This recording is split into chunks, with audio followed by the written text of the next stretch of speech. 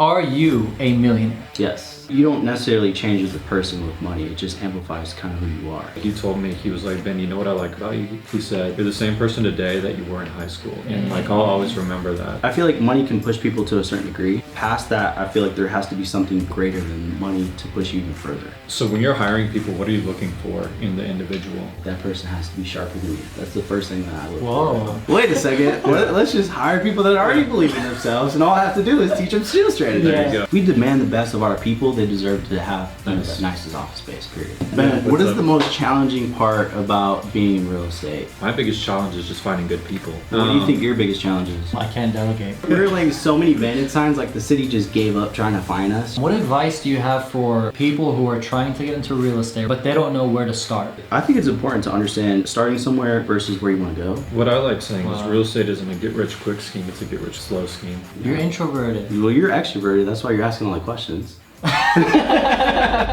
What's going on, everybody? I hope you're all having a beautiful and blessed day. And today we have with us a very special guest. Now, before I get into saying there's a special guest, we have a microphone issue, but that doesn't stop us from continuing on this podcast. So the mics are in front of us, the headset's not on top of us, right?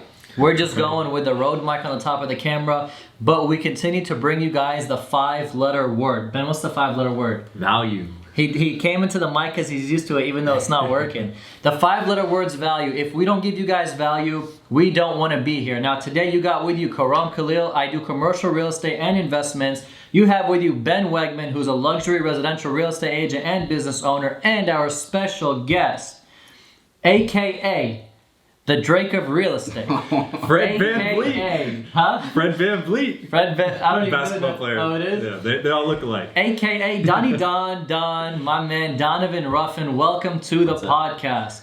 I know you drove out here about an hour, right? Yeah, it was a hike. We appreciate that, man. It was a hike and he made it out here, and we're about to give you guys a ton of value. For everybody listening, we appreciate you. Those on Spotify, shout out to you. You can't see us, but you can hear us, so we appreciate that. And those on YouTube, we appreciate the love, the likes, the comment, the shares, and the subscribe. And if you haven't, make sure you do that. We're going to give you guys value on this podcast. That's why we are here. And I'm going to squeeze out a lot from you. That's why people like the podcast, because they like, we had Jawad Dashti on here. I know he's a good friend of yours, and we squeezed a lot from him. And now we got Donovan Ruffin. We're going to squeeze a lot from him in a good way. And we're going to dive right into it. So there you have it. Now, for those who don't know, we got a Discord. Link is below. We're going to put that for you. Me and Ben are there. We answer all your real estate questions, any investment questions, 24/7. Join it. We need to get Donovan in there. I think he'll join. Yeah. It's $39 a month. You can afford that, right? Yeah, Easy. He's doing pretty good. Yeah. We'll get Donovan in there. I'm going to give you some fireside questions, okay? Sure. Just so we give context. How old are you? 27. Dang, you're young. Younger. I thought for some reason How old are 20 you? to 30. It's a He secret. doesn't like saying oh. I'm just kidding. I'm 25. Really? Yeah. Oh my god. Yeah, but you're young. Years older. too, though, right? Yeah, 26. How old are you? 26. Wow, we're some young bucks. How old are I you? love it. 25. Okay. Our camera guy's 25. I'm the oldest one here. That's rare. You are. When are you turning 27? Sunday. No way. No way. Happy birthday, man. Happy early birthday Thank you to so much. Ben. Guys, give him a shout out. It'll be up before Sunday, so we'll make that happen. Nice. Okay, this is the last question for you. Are you a millionaire? Yes. Nice. You said that was 2 questions. No, that was did you go to college? I did some college. Some, but you did you graduate or did you stop? I did not graduate. Did you graduate, did you stop? Drop out. Nice. I graduated, but there's nothing with graduating or not graduating. It doesn't matter. Now, Don, I want you to give us, for those that do not matter, for those that do not know you, give us like a background of you, how it started, how you got into real estate, kind of your backstory of how everything came to what it is today. Yeah, so I'm Don. I live here in Dallas, Texas. Yeah. I actually got into sales, I wouldn't say like when I was a teenager, but I feel like I was Like 15, 16? Yeah, I was Dang, like that's pretty buying early. and selling stuff pretty early on. Even before that, before I Yeah. was driving, I remember I think it was like close to middle school when we had Xbox 360s. You guys Nice. remember Xbox Yeah, yeah, 360s? Yeah. So they used to have this era like the 3 Rings of Death. So The scariest thing when you get the 3 rings. it was like trash after that. You get that, just like throw it away, buy a new one, parents buy a new one. So I found somebody to fix the red ring of death because mine personally broke. Yeah. Like $25 on Craigslist back in the day. And everybody's was just throwing those away. So I was like, I'll buy it from you instead of just throwing it away, pay $50 for the broken Xbox, and then find somebody to fix it for like $25 and then resell it for like $300. Nice. I was doing this when I was like 12, 13 years old. What a beast. So yeah, I was like doing that, then, you know, got into iPhones, buying and selling iPhones. This is back when eBay was, you just Why like, is it sell like you're directly saying to my eBay. story? Really? You used to do something? I used to kind of do the same stuff too. I feel like, yeah. I feel This is like entry level entrepreneurs. Yeah, Right? exactly. I feel like who hustled at that, like in the 20s, they kind of did that same. Yeah. At 12 I was flipping them too. So Yeah. like I'm resonating exactly with what you're saying, which is awesome. So you were flipping and stuff at 15, 16. You were doing phones too. Yeah, so I got into iPhones. I got into Xboxes. I got into iPhones. iPhones was like way better just because everybody had iPhones. People were breaking them and stuff like that. And I always had like a buyer, which was the internet. Nice, Like literally just ship it off. And you know, it was like if I can convince somebody to sell it to me on $100, I already had a buyer at $150. Smart. So it was like all I had to do is, you know, buy 3-4 iPhones a day, you know, and Yeah, you were make some hustling. cheese. You had it, yeah. Yeah, pay the driver because I couldn't even drive back then. And I then, used to beg my brothers to take me. I'm like, bro, Take can me you to the post office. I'm like, take me to Quick Trip Racetrack. Just drop me off. Just this. 2 a.m. Sometimes I'm shaking my brother. He's like, what do you want? Yep. Just real quick, take me to Quick Trip, and I'd make the sale. Well, I actually got in trouble with my mom. I was like selling stuff out of my bedroom. Yeah. And then she's like, you can't do this anymore in my house. So I was like, F this, I'm moving to the basement. And it was like this dungeon. Why did she not want you doing it out of Because your it was bedroom? like dangerous, you know, all these strangers coming to the house. So you said I'm not So- moving out. I'm moving to the basement. Yeah, I It was is like, it's dangerous. fine, like whatever. He hid operations. Yeah, I But put it is everything in the dangerous. basement. Yeah, Nice. put But it is everything in the dangerous, basement. Yeah. So I mean, now looking back at it, like I tricked out the basement. It was like my own palace, you know. I was like 14, 15 years old, Nice. and stack of electronics in like, you know, one side of the basement, and just like buying and selling stuff literally all day. And she was working a lot back then, like 16, 18 hours a day, so she wouldn't really see it. Wow. And then I could start driving. When I started driving, it was like game over. Yeah. Then I started doing You cars. got your license early? I got it like I got my temps like 15 and a half, but I bought my first car at like 15. So as soon as I had my car, when I was at work, I was like moving around the city. Just anyways. from flipping stuff? Yeah. Yeah, nice. Dude, what a story. What was your Nice. first car? It was a Honda Accord, 93 Honda Nice, Accord. nice, man. Yep. My Balling first out. car was I was buying iPhones and flipping them. I was a 05 Infiniti G35 Coupe. I bought it for Fancy. me. Yeah, I bought it for me, and then I listed it for 10 grand before I flew to Australia, and my brother calls me Jesus. saying it sold. Wow. So I profited 2 because I paid 7,800 or something like that. Profited 2.2. Then I was like, whoa, I can flip cars. Yeah. You know what I mean? But Well- your story is crazy close. Like I feel resonant. Then you transition to the wholesaling, right? Well, I couldn't afford a $10,000 car back then. Yeah. Or I guess I could, but I didn't. I paid $300 for my Honda Accord. Nice. Not 10 grand. 300. Nice. Yeah. How many It was miles did it have? Do you remember? Like A 2 lot. million? Yeah. No, it was like good at 150. It was a good But decent you were car. ripping in it. Somebody wanted to get rid of it. They thought it was broken, so I pulled the hood up. There was like a hose missing, so I Yeah. like pulled the garden hose, bought the garden hose off like a neighbor for like $20. Nice. Swear to God. And then cut the garden hose and put the hose back in and drove it home, and it worked. It was fine. Oh, that's And then sick. I drove the shit out of that car. I was in Ohio back then. It was snowing and broke the transmission. Had Are plenty you of from stereo Ohio? systems. Yeah, from Ohio. Wow. Originally to Ohio, moved to Texas like senior year at high school. Nice. But yeah, anyways, long story short, started flipping cars. Then in high school, after I graduated, when I turned 18, it was like a glory days because I was like, I'm finally 18. I can get a real sales job. Yeah. Right. Yeah. That was like something I could not wait for just because I Yeah. wanted to be in sales so bad. Like I desired to be in it. You felt like you had the game in sales. You knew Yeah, it. yeah. Nice. So I finally got to 18. Then I could finally be 1099 legally. Got into sales. Ended up in door-to-door sales. Did really well at that, and then I did it for probably like a summer. Like a summer job, door Yeah, to like door a summer sales. What it type was. thing. What were you selling door to door? So I was selling AT&T and DirecTV. Okay. Or back then it was like AT&T. I would think like only. pest control. Yeah. I feel like Yeah. they do a lot of Were that. you pretty there's- good at it?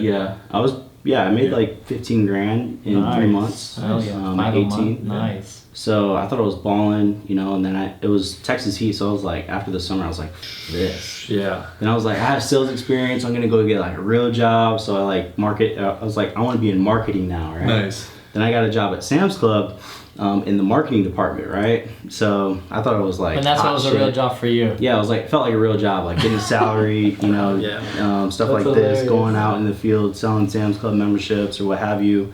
And it felt cool, but I was only making like, I don't know, like $1,200 every 2 weeks. And it was just like kind of doing the math. And I'm like, out of the amount of sales I did for Sam's Club. Yeah. Compared to when I was in the field, like this just doesn't add up. Yeah, math ain't mathin'. Yeah. So then I went back into the door-to-door world, took it really serious, and I was like, all right, I'm not getting on my opportunity. I know what I have, I know what I'm good at, and you know, I didn't necessarily enjoy it, but I made means of it. Yeah. But it taught you stuff. Yeah, it taught me a lot. Taught you stuff. Yeah, it taught me how to sell for sure. Then I got tired of selling. Like I was like, I don't want to do this anymore. Yeah. So instead of like burning the bridge and just going doing something completely else, I ended up, you know, putting other people on building sales teams. So then I learned how to teach other people how to sell. Nice. So that helped a lot. And then once I realized I knew how to do that, I realized I was like, I can, you know, have my own company now. Like I don't need anybody else, quote unquote. So I actually partnered up with my old boss at the time. He really didn't have a choice just because, you know, I was like the majority of the company, you know. So you did so well that he kind of got forced to partner with you. Yeah, he had no choice. Nice. Yeah, so he had no choice. So we partnered up and we started our own company. I was like 20 at the time, making some good money. You were young. Yeah, making some good money. And this is actually when I got into real estate initially. So I was making some good money. I was like, cool, I have money. Now I want to invest it, right? So now I have money to spend. Now I want to invest into real estate. So one of my buddies got into it, and then he got into wholesaling. And then one day he sent me a check for like $18,000 for one deal. He's like, I did nothing to it. All I did was find a deal, and I sold it to somebody. Was he showing it off to you? Or was he encouraging you to get into it? No, he was encouraging. Yeah, he was definitely encouraging. But it was like one of those friends where it's just like, dude, you're lame as like, if you could do this. There's like... Yeah, it was like a belief thing. And real quick, not to cut you off, Yeah. I love how you said that you were 20 and you were already thinking like, what am I going to put my money into? A lot of people when they're that age, they just want to like ball out and spend it on stupid stuff. So it's dope that you were thinking about investing it. Well, I was definitely, you know, not very wise with my money too, you know. But at least you're investing. Yeah, you wanted to. You I was put it very somewhere smart.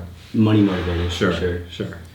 So you're talking 20. You partnered with him. You kind of built a team, company with him. Mm-hmm. Did you end up selling that off to go into wholesaling? Did you just shut it out? Yeah. So we were actually running that for about 3.5 years, and we built it, you know, almost nationwide. We had 10 different sales markets that we were in, like literally 10 different sales offices. So I was literally flying around the country. I was gone half the time. I was young back then, so I enjoyed it. You know, seeing new places, meeting new people. Going into markets, opening sales offices, training people, recruiting managers, kind of the whole shebang. And that's what our business model was. Hey, the more salespeople we could hire, the more, you know, net income there is to the company. That was like my task for the job. Nice. So yeah, I was traveling a lot, meeting a lot of people, learning a lot of things, building a lot of teams.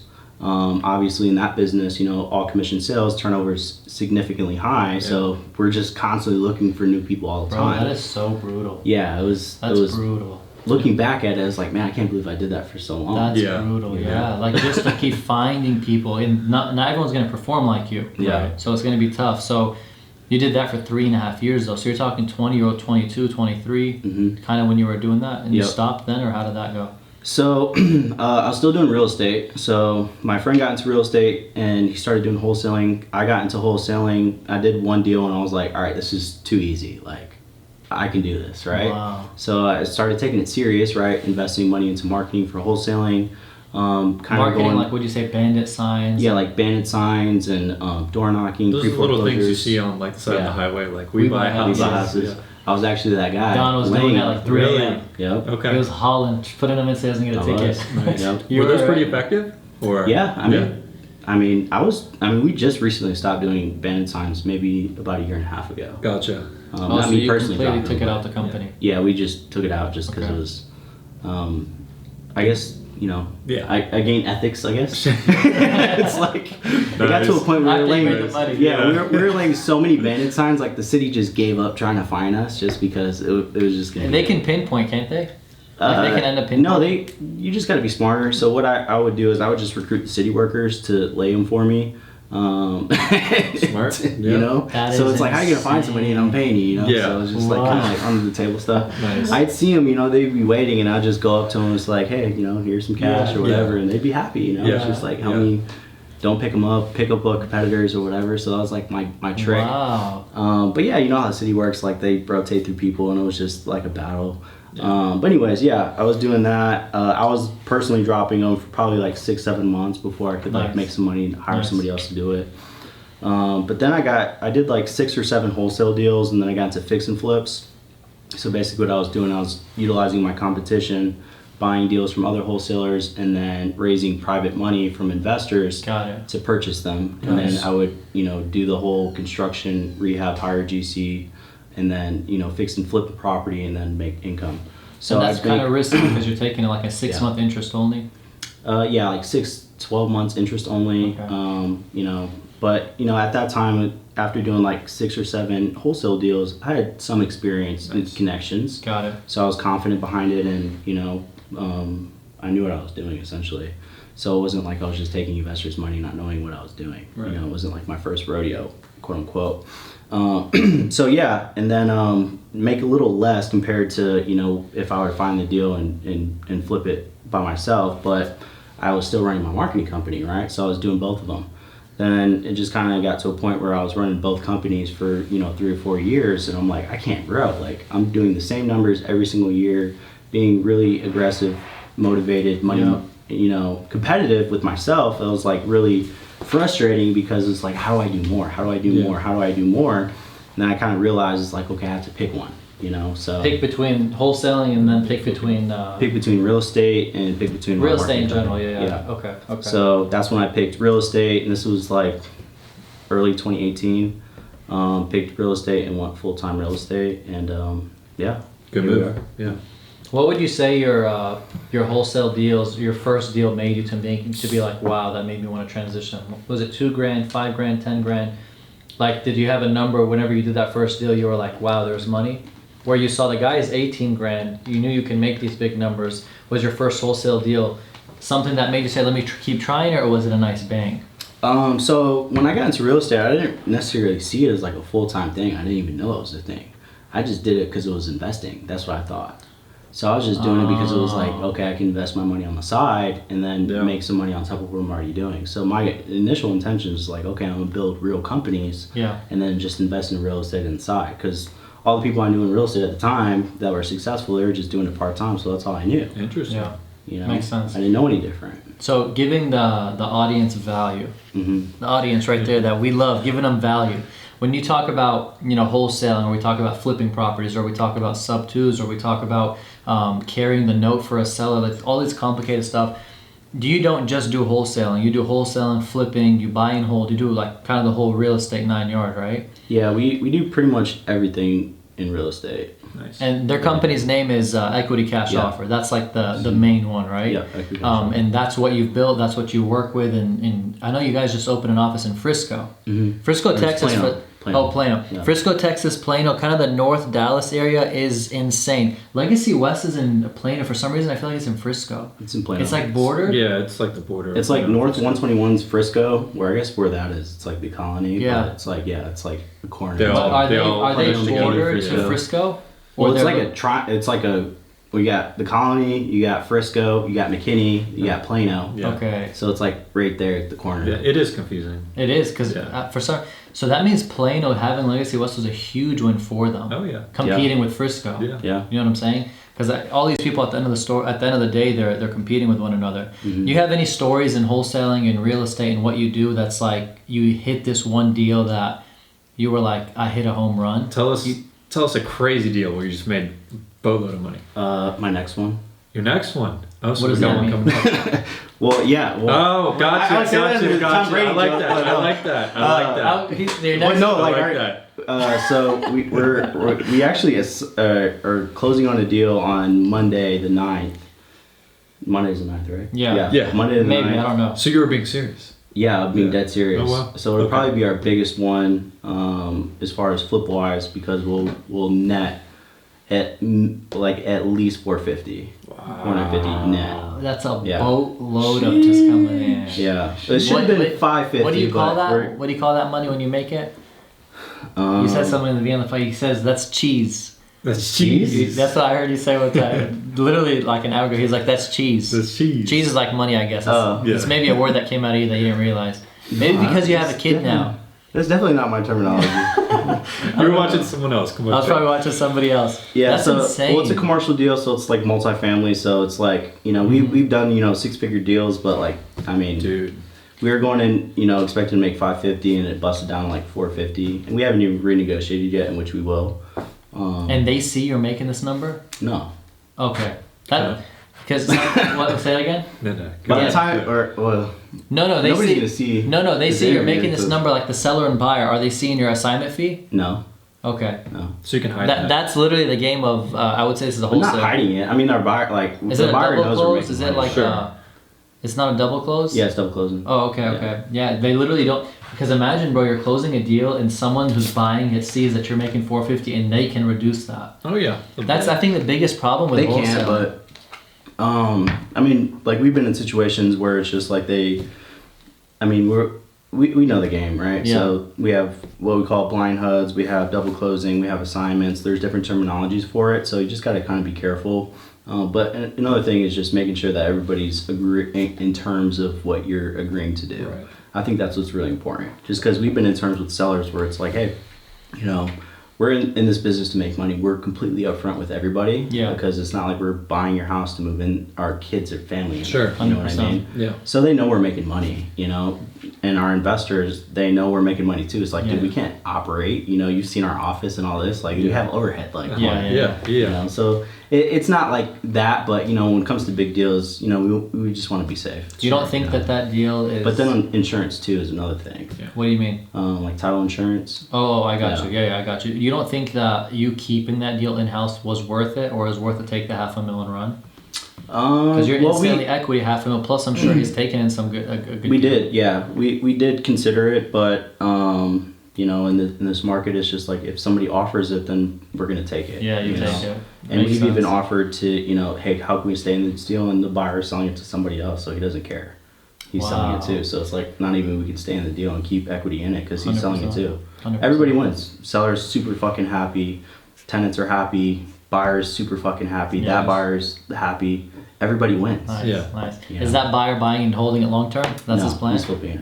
Yeah. Wow. Real quick, do you want to dumb down what wholesaling is? Because I have people ask me all the time, like, wholesaling, I want to get into it, but I don't That's really a good understand point. it. So, yeah. Yeah, so the simplest way to understand it is you find an off-market property that has equity in it, where they're selling it for cheaper than what the retail value it is, and then you find somebody to pay cash for the property for a fee, and then we collect an assignment fee.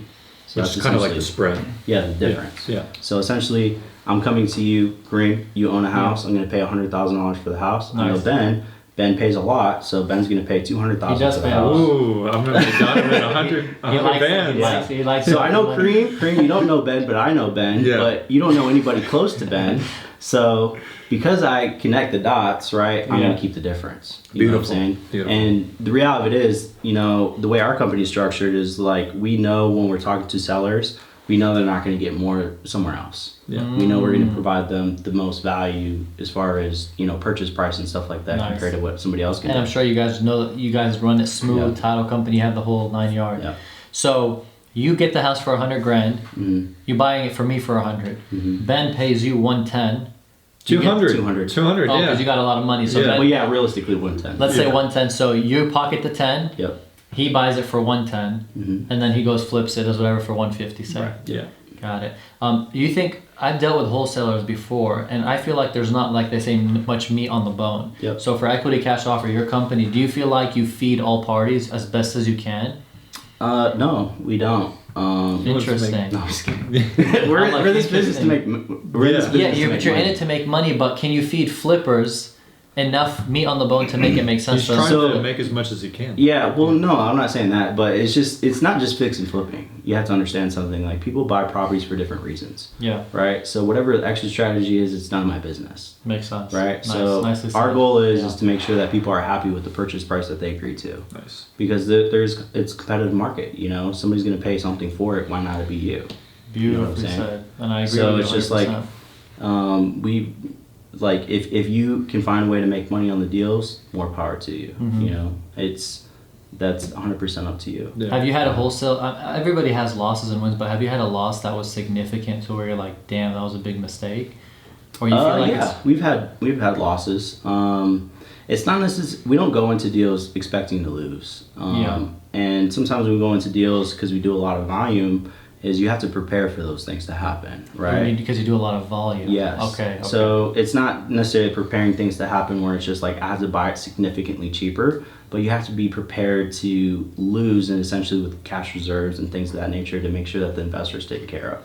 Gotcha. Does that make sense? Yeah. Interesting. So if you take risk, right? Yeah. But we have to be prepared to pay for the risk if it does come up, and it doesn't come up a lot. Like we've done close to 2,000 deals now. We've probably lost on maybe 3 or 4. Beautiful. You know what I'm saying? Wow. How many deals do you think you'll do in 2022? Beautifully. That's 2022, man, we're really trying to get to the 100 a month. Nice. 100 a month. Yeah, I mean, it's just Killing like, it, man. yeah, it's like we're right about 70, 80 right now. Nice. We're really trying to push the 100 a month. So Congratulations, dude. That's nuts. Thank you. That's really, really impressive. Was 2021 your best year so far? I think it was 2020 was our best year. Gotcha. Or actually 2019, Really? 2020. Interesting. Okay. Probably 2020 They're actually. probably closer than each other. Because of pandemic? No, 2021 was our Because of best the year. pandemic or what? Yeah, What do it you was- think made? Yeah. So during the pandemic, when Corona hit, everybody was like flying to the benches. Yeah. Right? Yeah. And I was like so ready. Just like right now with interest rates, it's like, Yeah. it's time to go. Right, You know? yeah. This is what I've been waiting for. Yeah. So I've been waiting for the week to just step aside and let the man come in. So I was ready. For sure. right? Monetized. Oh yeah. So when everybody It's was okay. flying, like I remember like having multiple conversations, like hard money lenders that just stopped lending, banks that would just stop refining, they just shut off completely because nobody knew what was going to happen. The world was on pause. Yeah. So what I realized was like, okay, the market's definitely going to crash. Like I was thoroughly convinced that, but I was also seeing the government just paying for everything. Like people weren't leaving their houses, so they weren't spending money. The government was just paying for everything. And on top of that, they were paying everybody's rent and Yeah. avoiding people paying rent. So I was like, there is no way anybody's going to be hurt. If anything, people are going to have so much money, the influxes of it. Nobody was selling their house. Nobody was buying a house. Everything was on pause. Yeah. So people outside of Corona, I remember having conversations with some of our private investors. I was like, all right, it's time. You know, it's just like I'm just getting you ready because like when everything shuts off is when we go in aggressive, and that's what we did. Dude, I cannot. I would have. I got scared. Yeah, everybody got scared. I got- I mean, truthfully, I got scared too. Nobody knew, right? Yeah. But we were ready for it, and so when everybody stopped and paused, all of our competitors just shut off. So people had all these deals, like other wholesalers, they couldn't sell them, so we would go in. It's like, Nice. okay, we'll buy them. Yeah. So we go in and buy them, had all our private investors do it, and then put the work Good into it, job. and that was like Nice, man. the easiest money in the Good world. job. Nice. Patrick Bet David, big timer on YouTube, he was talking about how he got scared, how the world got scared, and he's like, I wish that I went in heavier than what I went in. He went Yep. in the market a little bit, but not as heavy because he's like, Hindsight. he's like, we didn't know. Everybody like laid off all their people. I made a strategy where we double our staff during Corona. People would just During work from Corona, home. you did that. We had everybody on the phones, on Zoom calls, doing trainings. We literally doubled our staff during Corona. Nice. Everybody was losing their jobs, and we were giving people jobs. Yeah. You're crazy.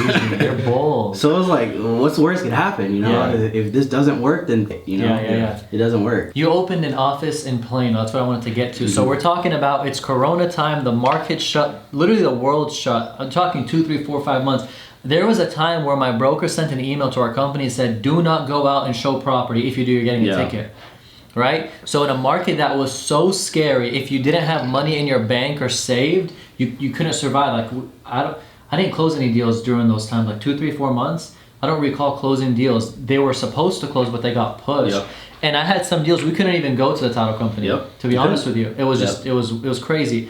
So you went and you tripled down. Yep. On top of that, you recently opened in Plano, and what Ben calls a cube building. Look, Beautiful building. Beautiful building. it's a gorgeous building. Literally talking about like you would talk like the Apple logo.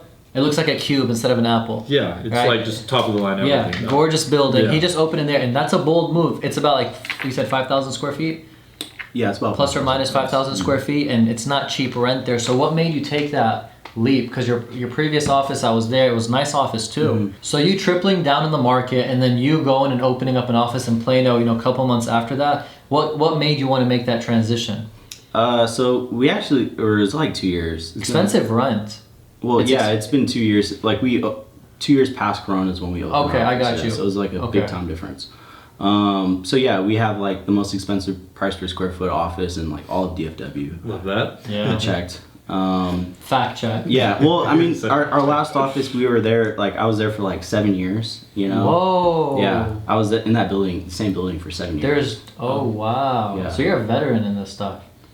Well, yeah, Like, I mean, it wasn't it's a just young real vet. estate, but, you know, I had my understand, marketing yeah, company was Nice, there too. nice. So, yeah, I was in that building for 7 years, and, you know, it was cheap, you know? It was like, you know, $12 a square foot. Yes. And But still, it was Yeah.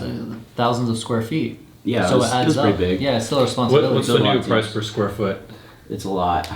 I would know. honestly, I would think like 35, 40 plus square Yeah. feet. That's what I would think. It's a nice building. Legacy West is booming. I'm doing commercial leases in Arlington for 24 a foot. Yeah, we're paying, what, 19 a month for 4,500 square feet, so. It's yeah. insane, somewhere bro. around It's there. insane. Nice. It's insane. Anyway, so yeah, so you made that bold move. You just, I guess, is it more like culture? Is it lifestyle? Is it you felt like Yeah. it was better for the business? Well, I was like paying attention to, you know, the companies that are, you know, last forever. Like you got Starbucks, McDonald's, you got, you know, Apple, Gucci, Louis Vuitton. Yeah. Where are they going and why are they going there? Right. So, Interesting. running sales teams for so many years, I realized is like I'm recruiting sharp talent. I want to retain sharp talent.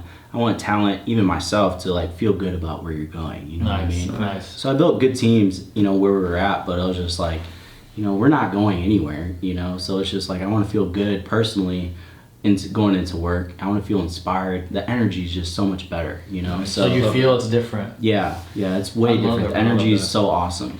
Because So, everyone will like want to go to that office. you know yeah, what I like, mean? people Yeah. look forward to it. Yeah, you know? that's Ben, you're that's huge awesome. on lifestyle. What do you think of, you know, Don making that leap into? Dude, I love it. You Yeah. like that, right? Yeah, I love it. Yeah, I I'm think all for it. that some people make excuses on why, and you might be watching this. Like when I started first my YouTube channel, not the podcast, the one that I do, the main channel. I was like, I need to get the best camera, I need to get the best TV, I need to get the best setup, I need to get the best, and I'm spending 2, 3, 4, 5, 6 grand Yeah. to realize I was just BSing myself. I didn't need it, I just needed to start. Sure. You didn't make an excuse, I need the best office so people can take me serious because I'm young in the business. You went into the office that you had previously, you jumped into this one because it's something personally you feel, you know, confident in that you like. And, you know, I feel like sometimes people make that as an excuse to not do something. Sure. Like Well, it for sure wasn't to impress anybody. It was just It's a personal thing. It was a pride thing for me personally. To be Really? honest. Yeah. I mean, if it really goes down to it, it's like I want the best of everything. Yeah. Why don't I not deserve it? And you And feel if so I don't much- like my company deserves that. Like, Yeah. if we're the best. We deserve the best. We Yeah. demand. Wow. If we demand the best of our people, they deserve to have Nice. the nicest office space. Period. And you wanted to recruit the best talent. Yeah, and I even told my office, like, even because I was trying to get into that building for 2 years. Like that building, they would. That- Were you just negotiating rent or? Yeah, like they wouldn't like. I mean, you're in commercial now. You probably dealt with some of the stuff, but they're like the biggest fucking indifferent people ever. Like they don't want to negotiate for shit. Yeah. And I'm like, what do you mean? Here's the money, take it. And they're Yeah. like, we don't need your money. I'm Right. like, They're what is that so- supposed to Do do? you know how occupied that building is? By We're chance? the last tenants. Really? Yeah. Wow. So they're full now. They're completely full. Wow. 100% occupancy. Nice. So when I went into that, they're planning to build a building right next to it. So our initial intention is to get into that building, which is who knows when. But Yeah. it got to a point where it's just like, okay, our lease is about to expire, and I'm like, I'm not renewing this. Yeah. So we need to make a move, and we were trying to get into that suite for probably like last year. So I was like releasing bonuses to my team, and they left me no option. So I was like, okay, Yeah. we got no choice. Yeah. You guys paid for it, so here we are. I love it. I love it. Would you say that, building a sales team, a lot of it has to do with the culture, reason being switching to a better environment and stuff like that? Do you think that that's what helps them thrive even more?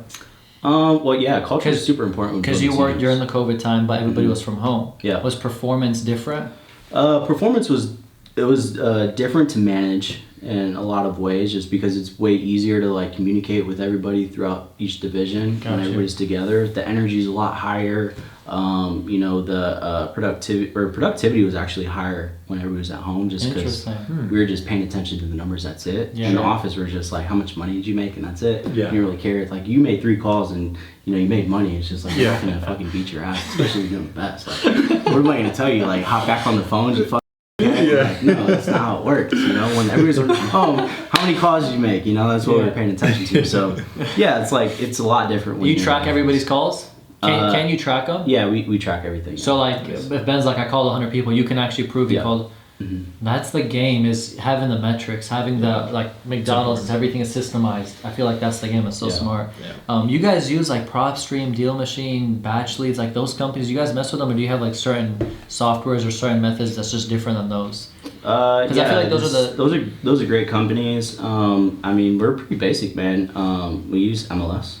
Nice. We use a company called Propelio. It's a little bit different. I heard of Propelio. We're strictly in Texas, so it works really efficiently. PropStream is a little bit different. Propelio strictly in Texas? Yeah. Oh, it's a lot easier interface, so between MLS and PropStream. So like when we're training people and people have to be quick, like making offers, Propelio is like the fastest way to do it. Wow. Yeah. That's beautiful. Nice. How do you balance? I know that you have a baby boy. You know, he's got a baby boy. Shout out to Don for having a baby boy. I'm saying that because I'm having a baby boy, hopefully in 3 days to 7 days, or 3 days to 9 days. Gotcha. Something like that. Or a couple hours. Dude, what if it just what if it just happened like right now? I would literally have to cancel the pod. Yeah, no, literally. Yeah. I'd like leave it up to you guys. What's your son? Is his son? Yeah, it's a son. What is his name? Named him after my dad. My dad's name is Hassan. So I named him after him. Ben Karam and Hassan's podcast. Nice. There you go. Yes, he's gonna have ownership. Little baby right here. Little baby right there. We put on the marketing stuff because I know you sent me a picture with your son, and you know, for you, I feel like he's like your mini king. Yeah. So I was telling Jesse, I was like, you better fit him in the portrait because we were limited on space. Oh, on the thing that we marketed with before the pod. So how do you balance that? Like, how do you balance business, family? I know you took off work when the baby was due. Yeah. I know that you were talking earlier before the podcast that you were saying you were planning big stuff to transition out of that. How do you balance all that? So I guess I got kind of a point in business where I wasn't like tired of what I was doing, but it was just like I was kind of bored. I guess. Redundant, doing the same thing over and over. Yeah, doing the same thing over and over. I mean, you can only make so much money. I mean, money's not really fulfillment. I was like in a phase where it's just like really, kind of like finding myself in a way. And I learned is like, okay, I need to like give people more opportunities. I need other people to step up. And it just isn't like I lost my fulfillment in the world, but I was just like, okay, I need to like, gather what the next move is. Nice. So before even all of that, it was just like, okay, like I'm building something so I don't physically have to be here. Like I'm building these teams for a reason, and it kind of got to a point where it's just like, okay, it's here, like it's happening. Like it's operating without me completely. It's just cool, it's awesome. And was it performing? Yeah, for sure. It grew more without me than with me. For some reason I heard that from several business owners. Yeah. They would leave, it would grow more, and it's good news, but they would realize, I guess, they left a solid team behind them. It's like the NBA, like the Grizzlies when Ja Morant was out and they were doing better without him. They did better. Yeah, like sometimes you do better without the person who's leading it. Yeah. So you saw it doing good, and you basically delegated these divisions for them to run it, essentially from the start. So did you say you're just going to opt out the whole company? No, I wasn't going to opt out. I was like my goal was like, okay, I need to like figure out what the next move was, and essentially like I was going to go into commercial. It's like I needed to like separate myself completely and educate myself on commercial. Wow. Nice. So I was doing that. I was like networking, and I was just trying to like detach myself from that, and obviously be there for my people when they need it. But it's just like we needed to start operating in a different manner. Nice. So yeah, I mean, I took advantage of it, took some time off, and I think it's good for people to do that. I think mental health's important. Nice. I think finding like a purpose of what you're doing. You took off like a week, a month, 2 months, 6 months. Yeah, I think time off in general. I think that's gotcha. What a lot of people don't touch on is like work your face off, and that's what's going to take to be successful. The Gary Vee approach. It's just work.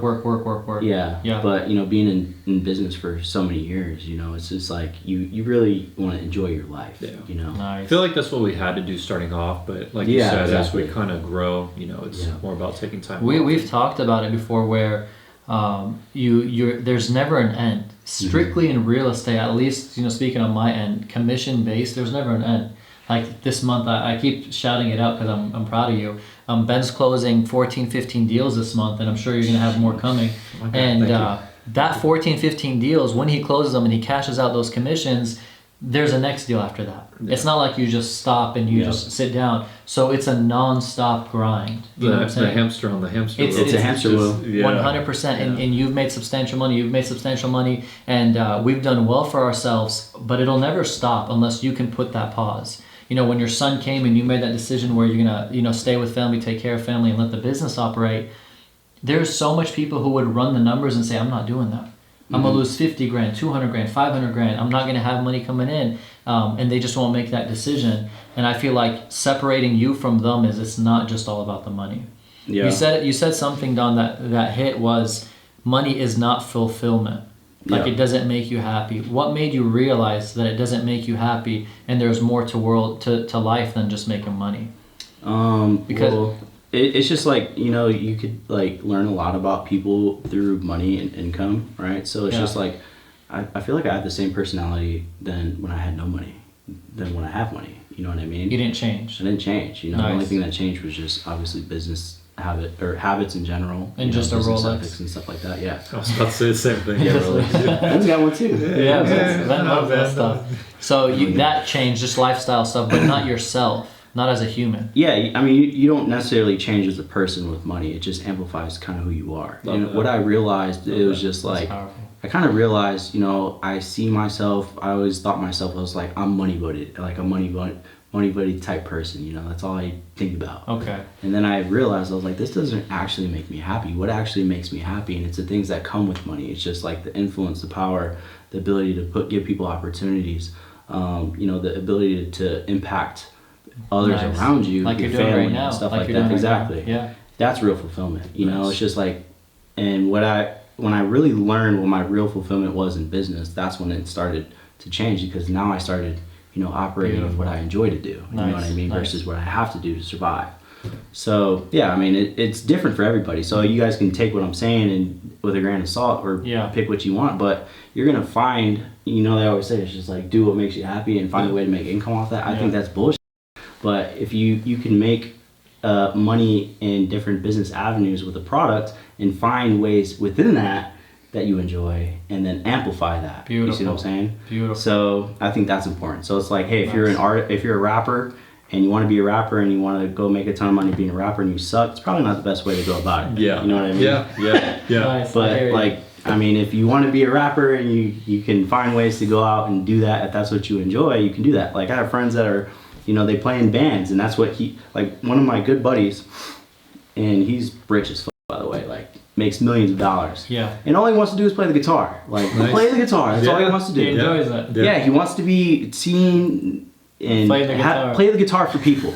That's what he wants to do. Yeah. And so he makes all this money in his job, and he found ways to balance his life, and then he goes plays the guitar in bars, and he's happy. Wow. Is work-life balance fake? Is there such thing as work-life balance? Yeah, for sure. Yeah. Do you feel like it starts within you understanding that work isn't everything? Like it starts with that not being life. Well, I feel like money can push people to a certain degree. I think there's past that, I feel like there has to be something greater than money to push you even further. Got you. Does that make sense? Got you. This is why I was so excited for this podcast. I mean, no, like you're dropping nuggets, Don. Like you're dropping real stuff. It's not just about, you know, making the money and stuff, but it's more deeper than that. There's more to it. Yeah. I want to ask you this, Ben. You're making money too.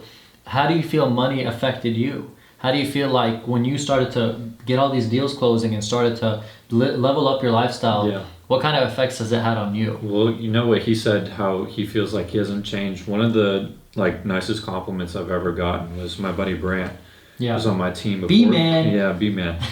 Before he got into real estate, we were talking, he was going to get into it, but he told me, he was like, Ben, you know what I like about you? He said, you're the same person today that you were in high school. Dang. And like, I'll always remember that. Yep. So, wow. Yeah, so it was cool, you know, hearing you say that. So what he said, it amplifies who you just already were. Yeah, like I'll always remember him saying that. It meant a lot, so. Yeah. So share with everybody, and then you guys, for me, so there was a point where I was like, if I make $100,000, I'm like, I made it in life. I'm out. Yes. I was like, I'm lifting my hands. You're fired. I'm out. Seriously, made the $100,000, and I'm like, crap. It's gonna become $98,000 after I send out this $2,000. So I gotta make more. Yeah. hit 200, I'll be straight. I won't stress. I won't worry. I'm going full time on social media, and I don't need to. 200 came, 300, 400, 500, just kept on going up, and I came to a point where I was like, this is never gonna end. Yeah. You hit the million, you don't want it to hit 980. You hit the 2, you don't want it to hit 1.95. You hit the 3, and it's just gonna keep happening. Well, I mean, I feel like you can like pay attention to like other business owners too, and it's like there's some of them. You have like the sleazeball business owners where they're only after money. Yeah. Then you have like business owners like Elon Musk, Jeff Bezos, and stuff like that. It's like, how do you have so much amplified success, and their only desire is like Jeff Bezos or Elon Musk in general is like, I want to not just change the world, but I want to go to a different world. Like, that's fucking crazy. You know what I mean? Mars. Yeah. Yeah. What do I have to do to get there? It's like I need to make this company, I need to do this and do that and make it happen. We need know like 10 more Elon Musks. Yeah, great guy. He's going to be in the history books, 100%. And I agree with you. And as money started to come in, and I hit a point where I'm not a multi-billionaire or a multi-millionaire to where I'm like, but I made enough money to hit a wall where I actually got depressed. Yeah. Where I was like, damn, I thought things would be different. Mm-hmm. Like I slept, closed that deal, that took me to another level, woke up the next day, and I'm like, what's next? Mm-hmm. Yeah. Like you're in your house, you're still in the same room, you're going to the same room to do the same work on the laptop, you're doing the same meetings. For the 5K commission deal, the 50K commission deal, the 100K commission, but like what's next? Yeah. So then I was like, I want to go to New York for 2 weeks. I just want to work in Starbucks in New York. I was like, I want to go to just different cities and different states and just kind of get away to think of what's next. You know what I'm saying? Yeah. Because at the end of the day, everybody who's watching this podcast is watching it, I would assume, for 2 reasons. Number one, you want to know what Donovan Ruffin's up to. Or number 2, you're watching it because you want to make money. I would think it's both for the people that know you. Yeah, but from like the surface level, I think it's pretty general from what I see from like people. Like when you have like a desire and you have ambition and hunger, initially it's always money. You know, like look at college basketball player or high school or college to NBA, right? So you have like superstar athletes, like the talented world. You know, work ethic like crazy. Nice. They go play in college, same drive if not more, right? They get to the NBA, they get these contracts. And then boom, they have the money, and then it just disappears. Yeah, wow. they aren't What the the competitor. fuck happened? They aren't the competitor Yeah. they used to be. Exactly. Yeah. It's I just love the that. desire just disappears because the desire is money, you know? And then it changes for people in the league, you know? It's just like, okay, now, like, look at LeBron James, you know? It's just like, you can pay this guy to do anything, you know? Yeah. It's not about money for him anymore. It's like a way greater purpose. Yeah, he still wants to compete. You see what I'm saying? Yeah. That's wild. I agree with you 100%. I think that everybody gets in the thing, majority of people, for the money. When they start making the money, they start realizing, crap, this wasn't what I thought it was. There's a lot more than just making money. Yeah. That's how I feel like you somewhat land. And then there's people who get into it with a passion. I know a lot of you guys who are watching this podcast right now. By the way, don't forget to like, share, and comment on this. Things that you're thinking of, things that you're liking. And if you're getting value, hit that like button. That's the most important thing. But I know you guys who are watching this, you want to make money, and we're doing our best to help you make money.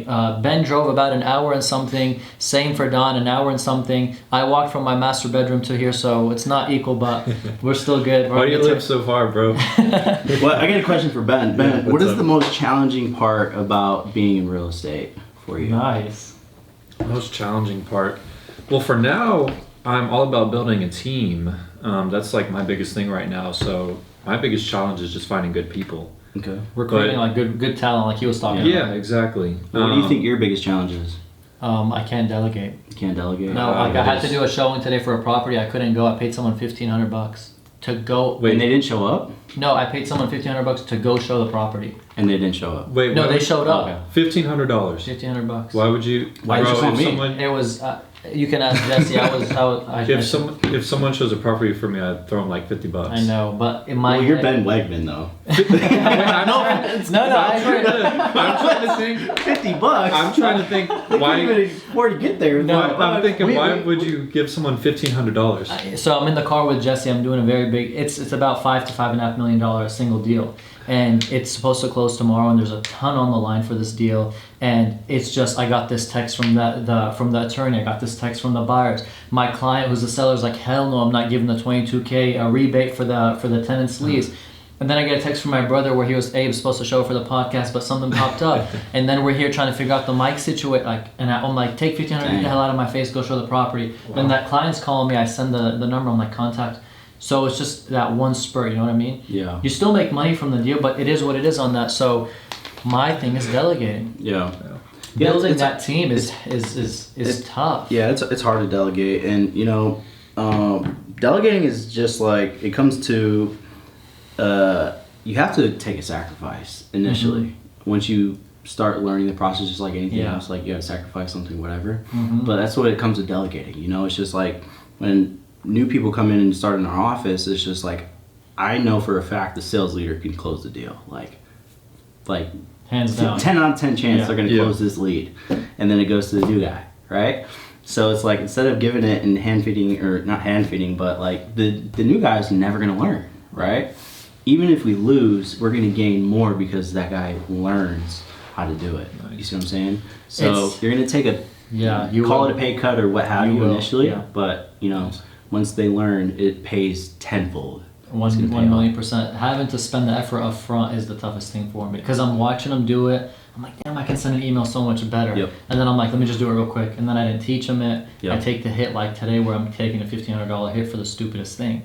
So, it's just how it happens. So when you're hiring people, what are you looking for in the individual before you bring them onto the team? So I don't necessarily personally hire people because I'm not the one training them, and I do that on purpose. Nice. So it's really it's hard for me to hire somebody personally unless I'm training them personally. Sure.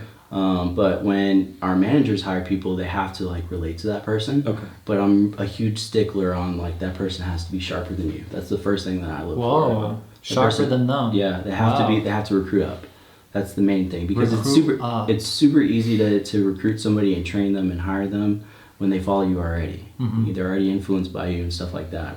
It's a lot more challenging, to hire somebody that you feel is smarter than you, works harder than you, or you feel like might have a competitive advantage of you in the future. That's a good thing. You want that, right? That's the first thing that we look for. The second thing that we look for, I always look for somebody that at least worked a job as a teenager, especially in sales. If it's a sales position, without a doubt, and no offense to anybody that hasn't worked as a teenager, but it's hard for me to communicate with people that didn't because I guess in my sector of the industry it's a lot we're hard. I see what you're saying. It's challenging.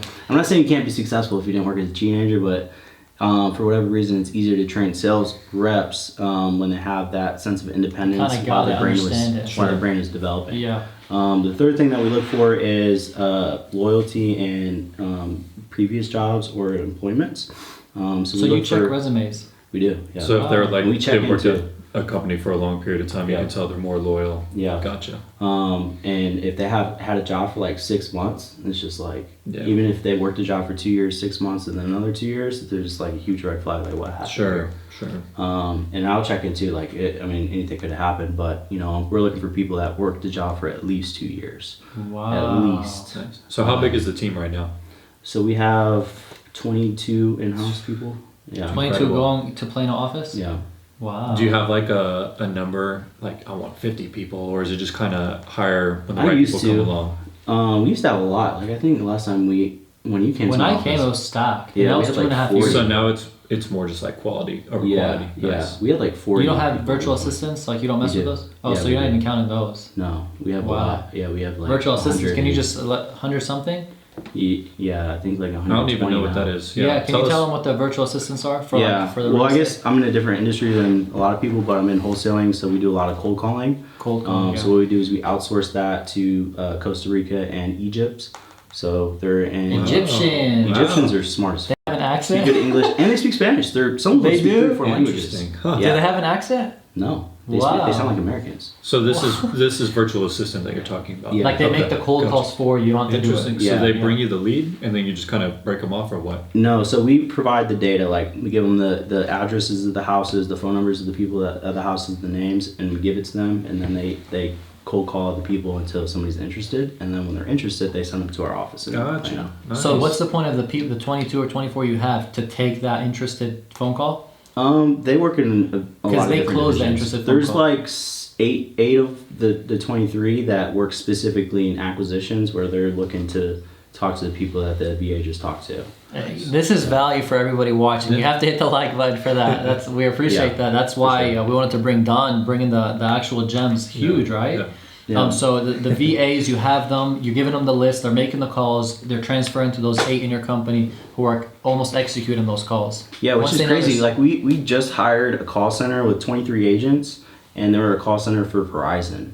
Oh, So like wow. the same, like you can call Verizon, and it's the agents that you talk to. It's Yeah. the same agents. Interesting. So we use them in our company now. You know, it's so funny that I love that you do. Whenever you're hiring someone, like you'll do it on Instagram, you'll be like hiring position, and then at the end you'll be like, but you can't be lazy or whatever. I love that he does that. Yeah. That's what I'm saying. It's like we hire up, so Yeah, that's why I we love get rid that. of like the I think riff that's raff. so- You have people who just want to work with you to try learning your process? Yeah, I mean, there's nothing wrong with that, you know. I mean, no offense to those people. Everybody starts somewhere, but Yeah. you know, we're looking for people that you know But you're strict with already hiring. believe in themselves. That's the main thing that I'm kind of looking Nice. for. Somebody that's in sales or not in sales, but you know, they already know their worth, because we save a lot of time mentally, you know, coaching people to believe in them. Like, I think that's a tough part in sales. You know, when people start in sales, it's just like, you know, being a sales coach is just like the majority of the time of what people are doing when they're training people how to sell is to believe in them, in themselves. That's Good like, point. I spent so much wasted time trying to convince people to just f***ing believe in themselves. Yeah. It's a waste of f***ing time. Yeah. So it's like, wait a second, let's just hire people that already believe in themselves, and all I have to do is teach them sales strategy. There you go. So you took off 50% of the effort. 67%. Yeah. Holy. Just Yeah. somebody confident who believes in themselves, they're picking up the phone call, they're not shaky. Yeah. Wow. I mean, well, that's what I'm saying. Everybody learns. Yeah, I mean, yeah. you don't have to have like a significant amount of sales experience or make a significant amount of money. Mm-hmm. You know, we're looking for people that believe in themselves. Like, if you know for a fact you're worth X amount of dollars, you're going to find a way to make it happen. Yes. And if we can provide that seat for you and you can make it happen, you're going to win. Nice. See what I'm saying? What would you say number one work ethic is to be a good person who can do well strictly wholesaling, let's say? What's a good work ethic? Wholesaling? Yeah. You got to be a salesperson. Period. Yeah. I mean, if you're not a salesperson, you're not going to. Salesperson with your tone of language on the phone. Yeah, you got to be able to connect with people. Just You got to be able to close. convince people to do what they want that they don't even know they want. You know what I mean? You ever had an introverted person do good in wholesaling? I'm introverted, I think. Ben's introverted. Well, you don't wholesale, but Yeah. Really? Yeah. You're introverted. well, you're extroverted. That's why you're asking all the questions. Good point. Don is over here analyzing. That's hilarious. I mean, it's true. It's just like- So you feel like you had to develop a more extroverted side, though? You have to. Yeah. You know, it's I'm like the same like way. it's just You've, like you've closed your introverted side. Yeah, I And I you're honestly ex- would not have guessed that you were Yeah. introverted.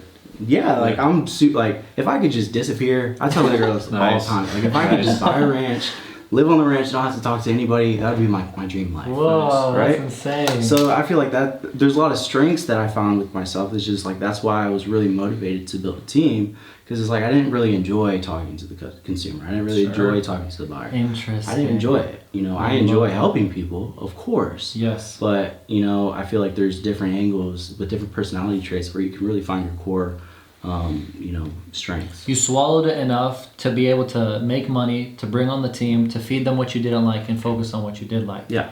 That's really cool. I would have if you guys thought that Donovan was introverted, comment below. And if you thought he was extroverted, Well, comment below. Honestly, if you know who I am, or like Would know somebody me would- personally, They would think you're introverted? Yeah, for sure. Or they would know. Wow. I mean, you probably see me from like social media because I have to be. You know, I have I to have agree. a brand. I Yeah, have to I agree. like.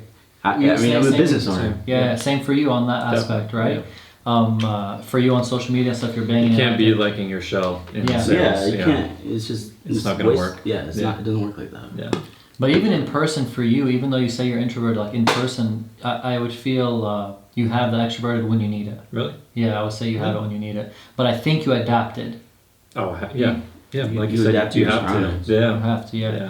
I'm so extroverted. I feel like I'm just, There's something wrong with that. bouncing all over the place. Yeah. I love sales. I hate the cold calls because it's always awkward and I bite my nails a lot when I'm doing them. But I love sales. Like I feel like I can connect and communicate with people, so that's something cool. Yeah.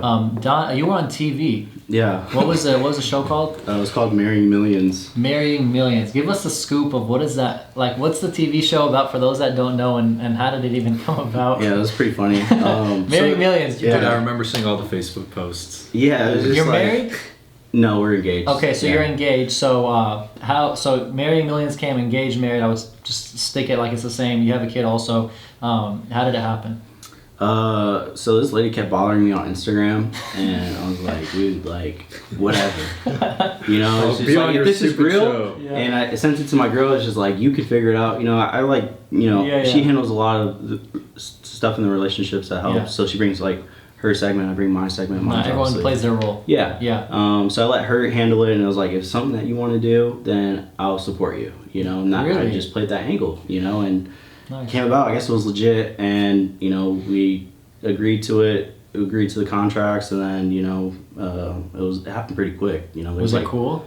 there was like 10 people at my doorstep, literally surrounding us with cameras. Ready? And I was just Oh, like, Yeah, we're let's going. get to it. Mic'd us up, and yeah, it was an experience for sure.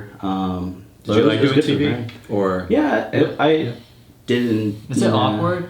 Because Well, like we do the podcast, yeah. and we do cuts and we do retakes and we Yeah. messed up. Well, being introverted, I guess there was a lot of anxiety with that many cameras, just because Okay. I was used to doing podcasts and speaking events and stuff like that. So it's like, you know, oh, this is different. yeah, it's like similar, but Yeah. when you have like 10 people like all day, like, and it's just like holy. Tracking your every I feel movement. the anxiety, and I'm Yeah. just like, and then obviously, you know, it's like the storyline's not like Yeah. 90% of it's bullshit. So Yeah. it's just like, why do Yeah. why do we have to come up with an argument? Was it for one sense? episode, 2, 3? Did you guys do a lot of we them? did a whole season. Yeah, so we did, I don't know how many episodes, I think it was like 16 episodes. Dude, Did that's that? a lot. I'm sure that took up so much time. No, not really. Really? You They know, didn't why have to Ben's edit- they asking didn't the have to questions, edit right? much? Huh? You know why Ben's asking me the questions, right? Yeah, because he gets hit up all the time for shows. I would say it's Hey, 100% worth it though, especially for an introvert. People literally say HDTV. I think Dallas for Ben Wegmann. People and stuff want like a Selling Sunset version of Dallas.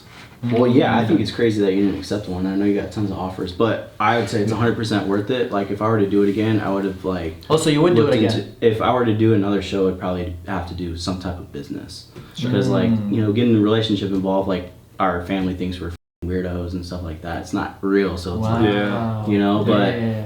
and then yeah, it's just Reality TV. Like, I think it was These are worth our being on family things are TV. weird. Yeah. I think it was worth being on TV though Sure. for like the brand and stuff like that. For sure. That's in itself. You can put it in the bio. Like in itself, can. like whenever you talk about your story, like if I'm introducing you, I can put that on there. It's well, an attractive. Well, piece. that's how Ben's gonna get his blue check. Yeah. Getting a TV show. Yeah, have you tried to get the blue check? Like, there's no way there's another Ben. There's no way there's another Wegmann So with two there's Ns. something on Instagram where you can like request it. I requested it once and I got denied. So I'm like, You're like, you know I'm never what? doing it again. Forget y'all. You can. Well, it's just press. Like you can hire somebody to like print. Like I have friends that like printed a bunch of press. Like they had PR companies that do it. Smart. Yeah. Smart. But yeah. it's If you just really like- want it, we'll let Don hook it up after. Thank you. We'll make it happen for you. What's the most money you spent on something? Like, it can be 10 grand, but on something that's worth like just dumb. Like, what would you say something you spent money on that's pretty dumb to the most people? dumb. I would say like I don't spend big money like that though. really. No, I don't make big like. If I'm gonna spend money, like a lot of money, it's gonna be a smart decision. You think you just put a lot of money back into the business? Yeah. Yeah. Yeah. Gotcha. Just keep growing it. Yeah. Yeah. Money's. I know you said that you have. You're talking about you have some homes for your son. You're already investing for him. Yeah. So I'm like, I mean, I spend money now. I like to live a good life, but Sure. I would say yeah, dumb money maybe when I was younger, like 21, Gotcha. 22. At But you bottle wouldn't service. consider $400 steak dumb money. No. No. You wouldn't. Yeah. I know too many It's- who would. Yeah. I mean, it makes you happy. It's good food. That's Yeah. huge. I used to think flying first class, like before I started flying first class, I used to think it was ridiculous. I used to walk past those people and I'm like, that's so crazy that they spend 4 times the amount of Yeah, money. yeah. We're going to the same place. Yeah. Then I started flying first class and I was like, I'll never go back. You're on and off first. Wow. For me, it's the Yeah. leg room, dude. I need the leg room. Yeah. 6'5" Ben here. But yeah, it was just like, Give me a couple extra. 6'5" with a Appreciate you, man. 6'5" Yeah, with a for sure. hunchback. Yeah. well, 6'7" if you go straight. yeah, it's just like for example, my brother's graduating high school the 15th of May, and we're going to Missouri, right? So Yeah. it's just like the tickets are like $200 a person, right? Especially because we got have a baby now. It's like we spent $2,300 on plane tickets versus $400. So it's just like 2,300. yeah. That's Well, it's significant. just quality of life. It's like I like to invest into the quality of life. Yep. That's why Ben likes you so much. Ben loves this stuff he's hearing. He's preaching. Because Well, we had Jawad Dashti, and and we talked He's a about cheap mother. I tell him all the time. No, to his listen face. to this. When we were talking to him, there was like he's not spending. And Ben is the type, he likes to do what you're talking about, you know, the lifestyle and stuff like that, where there's nothing wrong with it. It's just two perspectives. Yeah. So when it was Ben and him here, we were different scopes. Yeah. So Ben loves his life now because y'all, you know, the same kind of thing. Well, I tell Jawad all the time, I'm like, bro, you're just a cheap Middle Eastern. I'm just kidding. But he's got the money. Yeah, he's got it for sure. Like, Yeah. For sure he's got it. But like, yeah, it's just like, I might be young, I might be naive or dumb, but like, I just like, you know, also I didn't grow up with money, you know, it's just like, I've always aspired to live that type of life. What was a big number that you were like, if I get this, like, life is great, like this is a big number? What was that big number for you before you started to bring in the big numbers? Yeah, so I think like, I remember thinking, like, if I had like 100 grand in my bank account, I'd feel like on top of the world. Like, wow. I wouldn't need anything. I'd be good forever, you know. And then it got to a point where it's just like, okay, I have a team now. Like, I can support a team for even for a month or two or three. a month with 100 grand. Yeah. You know what I mean? So it's just like, I know you guys are probably a lot different, but you know, 100%. then it was like $1 million. It's just like, okay. And then I had $1 million, and I was like, holy. Like, because I have $1 million in my bank account, I have to pay taxes on it. You know what I mean? So it's just like, there's not really like a dollar amount. I feel like just, you know, being happy, living a quality life, being able to provide opportunities for people, I think that's what makes me happy. Nice. You know, if I can, you know, continue to inspire people and impact people in a positive way, where I can make a difference and I feel that and I know that, then I feel happy. So you made he made a workshop in your office in Plano. That when is it starting? A week, 2 weeks, a month? Yeah, like May 18th. So May 18th, so soon. So he yeah. made a workshop in there where you come and in person. Is it for like a day? They're with you in the business? Yeah, it's 2 days. Yeah. Bro, that's golden. Anyways, he made that and he limited the seats and stuff. But it goes back to you saying it's not even about making money. That's why you did it. It's you're just weeding out the people who aren't serious. And you just feel good giving back. Yeah. You know what I'm saying? It's just like, I mean, I do it with my company. Like, I feel good doing that. Like, giving people opportunities and jobs and just coaching them and helping them all day. Did you start the event? There's an event that he hosts called The Event, right? I did it strictly because of that. We didn't even charge people. It was free. Nice. Wow. Literally and you free. were packed up. And I know, how long have you been doing it? For 2-3 years? Yeah, like 2 years. Nice. And speaking of you saying you're introverted, you're the speaker there too. Was it hard for you to go up there as an introvert to speak? Yeah, it's always hard. And, you know, being an introvert, I feel like it makes my job a lot easier because I can talk to everybody at once. Being an introvert, what do you mean by that? Like, So when you public speak, I'm able to talk to hundreds of people at one time versus 100 different people at different times. Yeah. So it's way easier being an introvert in public speaking. And I didn't know that for a long time. You know, it just made my job so much easier where it's just like show up, and everybody's asking the same questions, go do my thing, invite other people to do it, and then my job's done. You know, go back up to the room and kick with my family and have a good time. And nice. Everybody My biggest thing when speaking is do not make eye contact with people. And if you're like front row and stuff and you want to be personable, do it. But if you're not trying to trip up or something, because some people are looking at it like that, and when you look down, you're like, what the heck? Like, you just forget what you're gonna say. Big tip, like the event has hundreds of people there. Kind of just look at them but gaze over their head. Was one real big tip that I learned as I was doing it. And then also books I was reading, I was like, how do I get better at it? You know what I mean? Like Gary Vaynerchuk, he's a natural. He's like a comedian, businessman with it, and he enjoys it. And then you have Elon Musk, who is worth so much and is so smart, but his brain thinks faster than his mouth, and it's not the funnest to listen to him. Same for Mark Zuckerberg. So, you know, everybody does it different. Do you take up public speaking now? Like if somebody were to invite you and tell you to come out there, you would take it? It kind of depends on the event for sure. You scope and make sure everything is kind of. I get asked all the time, podcasts, events, stuff like that. But you know, we so we're appreciate special. you being on this. I obviously do it for you guys. That's you know? awesome. We appreciate. But yeah, it's just like, you know, like I come in with intentions. You know, I'm doing this for business. You know, it's like exposure, stuff like that. 100%. Sometimes it's just, you know, I'm not going to come in and tell you, like, hop on a podcast and talk about drugs all day. Like, it's just, even though you have a big audience, I'm not going to sit here and talk about racism. You know, it's just like, come on, man. It's just like, I'm not trying to divide the world. I'm trying to bring it together, you know? That's beautiful. What advice do you have for people who are trying to get into real estate right now? Like people who are listening, they want to get into real estate in any sector, but they don't know where to start. Could be 18 years old, could be 25, could be 40. They don't know where to start. Where would you push them towards to kind of get their first foot in the door? I feel like you have to, I think it's important to understand like starting somewhere versus where you want to go. So I initially just wanted to be a real estate agent like you guys. You know, I even took all the classes at Collin Community College. What? Took all the classes up until taking the test. And I remember specifically my college professor, or the professor at Collin, he's just like, I don't recommend if you want to flip houses, get a real estate license because you have to disclose all these things. And I was like, I want to be a real estate investor. That's the whole. I gained a lot of knowledge off the legalities, the contracts, and all that, the ethics, which was good. But you know, I remember, man, I'm like, did I waste my time doing this?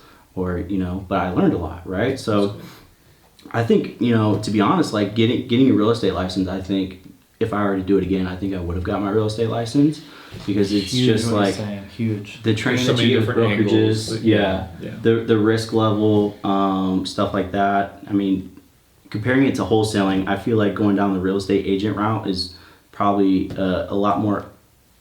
I'm going to be honest and say it's probably easier. Than being like a easier wholesaler. Than wholesaling. Yeah, because I mean, wholesaler takes a lot of commitment with time, it takes a lot of commitment with money, it takes a lot of risk, you know, and you know. You're dropping nuggets 100%. So yeah, I think being a real estate agent, going and get your real estate license, getting your feet wet, learning how to pull comps, learning how to prospect, learning learning the real estate laws. I think that's super important. Plus, on top of that, you get to help people, you know, the people that you care about. My biggest thing for everybody who's listening right now is when I got into flipping houses at 18 years old, I knew nothing. Came across a guy who mentored me for 2 months, 3 months. He got scared that we were going to start buying all the houses from him in the auction when we only had 100K. And he ended up bailing on us. Come 21 years old, a guy calls me. He's like, I want help buying this property. Because I was flipping, they assumed I was an agent. I helped him for free. He didn't speak English too well. Spoke to the landowner. Turns out it was my UTA professor, which was funny. Because when I called the sign, when I drove by it, it says his name on my phone because I had it saved. He was my finance professor. Anyways, I got into real estate after that to learn the game because I didn't have the money. How am I going to learn the game if I don't have the money? Helping clients who have the money. So now I'm helping clients sell $2, $3, $4, $5 million shopping centers or multifamily apartment complexes or industrial warehouses. I don't have the 5 mil, the 10 mil, but I'm learning how they filled it, how they built it, how they sold it, how they leased it, the contracts, the terms, everything. And then I sell it. So when I come in, I learned a ton of mistakes my clients made. Things that they made before meeting me, things that they made while I was with them. And I took all of that in. It's free game from something you're not losing in. You learn You get what I'm saying? Yeah. And then you come in after you've saved some commissions and you're investing strictly on winning because you learned it from them. So Donovan's saying to get in as a real estate agent, I think that's gold. And I advise everybody who gets in, don't come in with a real estate agent mentality, come in with a real estate investor mentality. We'll chase commissions for the rest of our life, but if you know how to save those commissions and invest them with flipping, with buying and holds, with value add properties, you'll end up doing real well and you'll get yourself out of just the agent perspective. Yeah. I mean, it also changes too, like when I got started in real estate too, like I didn't plan to come full time. You know, like I just wanted to be an investor, a passive investor. Gotcha. You know, so it was different for me. Do you feel like you saw the money, you liked it, so then you just hopped in it? What made you transition? Like, why did you leave there to come there? Was the money good that you felt like it would be better to get into it? No, I just liked what I was doing more in real estate. Got it. What I was doing. Being your own boss. Yeah. All that, yeah. And looking into the future is like, I don't see myself doing this in 5 years. I can see myself doing real estate 5 years. Nice. Got it. You There you go. You think it's important for the people to think long-term versus short-term just to make a quick buck? Absolutely. Like if you plan to be in real estate to come in and try to get rich in a year, it's, you know, go do a different sales job. You'll make more money. What I like saying is real estate isn't a get-rich-quick scheme. It's a get-rich-slow scheme. It's going to take some time, but you're going to make some really good money with it. You know what I mean? Yeah. But it pays well. It pays well if you last in it. Yeah, if you last, You you get what I gotta, mean? you know, put in the time, survive a year or two, and then you know it'll really start to pick up. It's brutal. sure. You don't. Do you have in-house real estate agents, or is everybody? I do, yeah. You do. So you would take some deals, I guess, and just list it with them. You save on the commissions, the money, and stuff. Yeah. So like we get a bunch of lead flow, you know, off market. So it's like, I mean, we didn't open the division for a lot of years, you know, and Got it. because we strictly go for cash offers, and if they don't want it, then we move on. Then we started, you know, I think we were trying to collaborate a couple years ago. Yeah.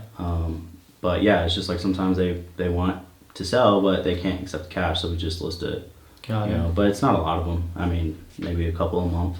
nothing what you guys are doing probably. No, it makes sense 100%. Let's say this. So we're coming close to an end. Everybody who's still tuning in, we really appreciate you. We value you, and we love you guys. You guys love them?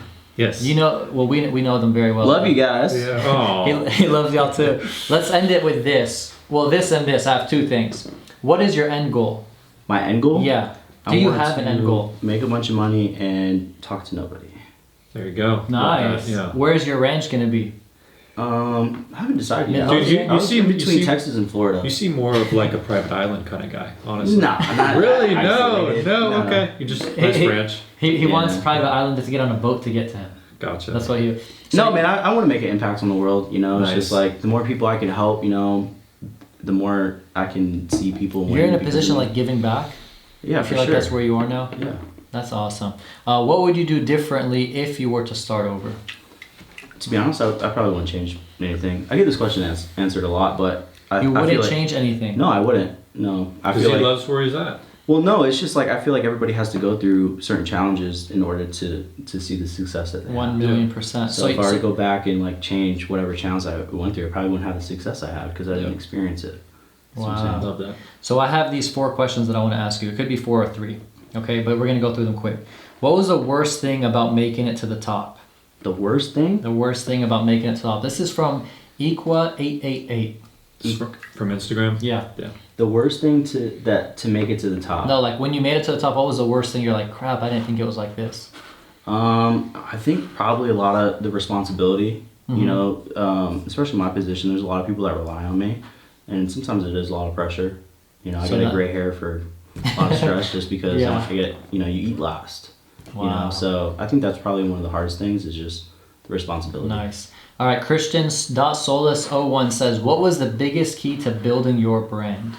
The biggest key to building my brand Yeah. is impact. Like if you don't plan to make a difference in somebody's life, they're not going to pay attention to you. If you can give Gems, somebody bro. something, Nice. Gems. if you can give somebody something and it helps them in their personal life, they'll always remember you. Period. Wow. Love that. And I believe you impact a ton, Ben, on social media. Just For with sure. your tours, the inspiration is huge. Yeah, this is about our guy, though. It is about our guy. Yeah, you're right. Well, yeah, that's why Ben has a lot of followers. He makes an impact. 100%. Colby for president, which we don't know if he'll be president, but that's his name. What made you want to get in the real estate business? Initially, money. Yeah.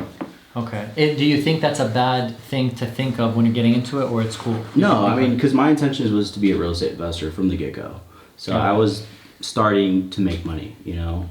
Now being in it, going full time, my perspective had to adapt from only money to, okay, now I gotta, you know, Nice. change my real fulfillment here because I can only get so far with money. So money was the motivation. Once the money came in, you started to go to the impact. Yeah, To impact the exactly. people because you felt like that fulfilled you more. Hmm.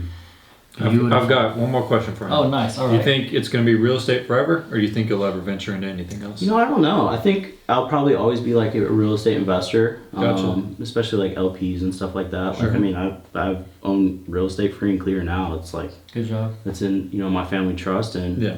I'll always be in real estate. I have, you know, LPs, limited partnerships. Yeah, I'm LPs in a couple commercial projects and stuff like that. So it's like real passive income. Very Yeah. nice. So who knows what the future has? You know, it's like, you know, I know I could make $1 billion in real estate in one way, but I mean, there might be a different route where it brings me more fulfillment and I can make a bigger impact on the world Sure. to help more people a lot faster. Yes. Is something different. So Nice. So you're open. You're open Yeah, to other. for sure. Nice. Cool. That was a Love great do question. not pitch me on an MLM. No, I'm kidding. Or NFT. Yeah. That's a good one. Stock market, cryptos, NFTs. Invested in anything or on the sidelines right now? I do invest some, you know, nothing crazy. But you're you know, not a couple fully thousand. on, like, focused into it. No, it's like anything. I'm not like buying and Are selling. you I'm waiting just, for like, a buying. dip? Or No, you're I'm not just, waiting for anything. It's just not what I'm good at. You know, Nice. it's like not something. so you triple down on what you're good at. you know. I love it. Donovan, thank you so much for For sure, man. coming Yes. out. Seriously, My we God. appreciate Donovan Ruffin for coming out. I hope you guys enjoyed this podcast. Those listening on Spotify, we love you and appreciate you. Those who are listening and watching on YouTube, like, subscribe, and share. And thank you so much for being here. You got with you Karam Khalil, Ben Wegmann, and we have our special guest with us, Donovan Ruffin, who's texting because he's over here trying to make some money. His phone has been blown up. We had it on airplane mode, so he saw. He's like, "Holy, all this money's being missed." We appreciate him coming out here. We enjoyed it. We will definitely have you again. For sure. And we'll dig deeper in the real estate aspect and stuff. Right now is more understanding and knowing of how he is, who he is, and how he started. But we'll love to get deeper into, you know, how the operations and stuff runs. Anyways, thank you all so much for watching. For right now, all three of us, we're out. Peace. All right. Good stuff, guys. Good stuff. Yeah, it was Beautiful. good. It was good.